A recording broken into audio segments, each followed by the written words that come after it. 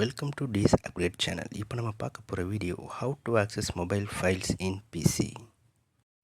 இந்த method use பண்ணுறதுக்கு எல்லா டிவைஸையும் ஒரே நெட்வொர்க்கில் கனெக்ட் பண்ணியிருக்கணும், சேம் நெட்வொர்க். இப்போ நான் மொபைலையும் பிசியும் கனெக்ட் பண்ணேன்னா ரெண்டுமே ஒரே ஒய்ஃபைல கனெக்ட் பண்ணியிருக்கணும்.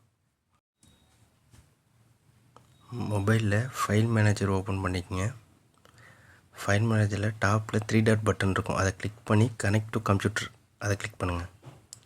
இப்போ ஸ்டார்ட் கொடுங்க. இப்போ ஸ்டார்ட் கொடுத்ததும் ஒரு ஐபி டிஸ்பிளே ஆகும். இதை வச்சு தான் நம்ம கனெக்ட் பண்ண போகிறோம். இப்போ மொபைலில் டிஸ்பிளே ஆகிற மாதிரி FTP:// போட்டு அந்த ஐபி அட்ரஸ் ஃபுல்லாக டைப் பண்ணணும். இப்படி டைப் பண்ணி தான் கனெக்ட் பண்ணணும். இதில் FTPங்கிறது ஃபைல் ட்ரான்ஸ்ஃபர் ப்ரோட்டோகால். இப்போ உங்கள் சிஸ்டமில் டைலாக் பாக்ஸ் ஓப்பன் பண்ணுங்கள்.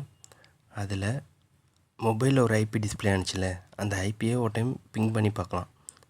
பிங்குன்னு டைப் பண்ணிவிட்டு ஸ்பேஸ் அந்த ஐபி அட்ரஸ் 192.168.1.3 -T கொடுத்துட்டு என்ட்ரு கொடுங்க. இப்போ பிங் ஆகுதில்ல, இப்படி பிங் ஆனிச்சுன்னா சேம் நெட்வொர்க்கில் இருக்குன்னு அர்த்தம், கனெக்ட் ஆகுது அப்படின்னு அர்த்தம். இல்லை எரர் வந்துச்சுன்னா உங்களுக்கு அது கனெக்ட் ஆகலைன்னு அர்த்தம். இப்போ சிஸ்டமில் ஸ்பேஸ் ஓப்பன் பண்ணுங்கள். அதில் அட்ரஸ் பாரில் மொபைலில் கொடுத்துருந்துச்சில்ல, அந்த ஐபி அட்ரஸ் ஃபுல்லாக டைப் பண்ணுங்கள். FTP: போட்டு அந்த ஐபி அட்ரஸ் என்ன கொடுத்துருந்துச்சோ அதே மாதிரி ஃபுல்லாக டைப் பண்ணுங்கள்.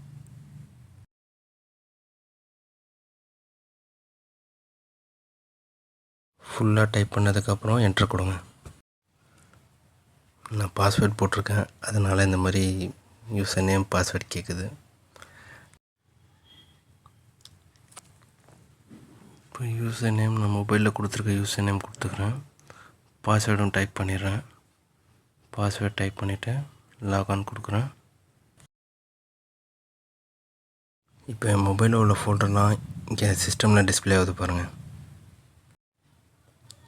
இதில் நான் டவுன்லோட்ஸ் ஓப்பன் பண்ணுறேன். டவுன்லோட்ஸில் நான் ரேண்டமாக ஒரு பிக்சர் எடுத்து என் சிஸ்டமில் காப்பி பண்ணி போடுறேன்.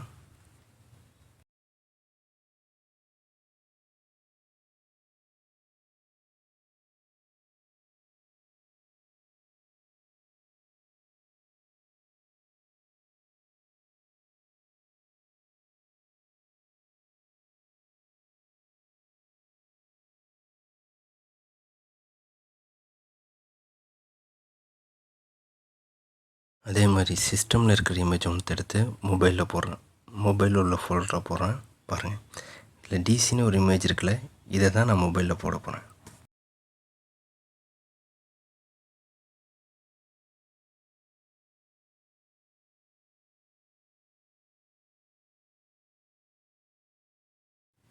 இந்த மெத்தட் யூஸ் பண்ணுறதுனால ஒவ்வொரு டைமும் மொபைல்லேருந்து சிஸ்டம்க்கு டேட்டா கேபிள் கனெக்ட் பண்ண வேண்டிய அவசியம் இருக்காது. இதை நம்ம டேட்டா ட்ரான்ஸ்ஃபருக்கு யூஸ் பண்ணிக்கலாம். மொபைல்லேருந்து சிஸ்டம்க்கு, சிஸ்டம்லேருந்து மொபைலுக்கும் டேட்டாஸை ட்ரான்ஸ்ஃபர் பண்ணிக்கலாம்.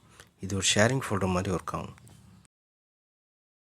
இது மாதிரி நிறைய வீடியோஸ் பார்க்குறதுக்கு லைக் பண்ணுங்கள், ஷேர் பண்ணுங்கள். புதுசாக நம்ம சேனலை பார்க்குறவங்க சப்ஸ்கிரைப் பண்ணுங்கள். நெக்ஸ்ட் வீடியோவில் பார்க்கலாம். பாய்.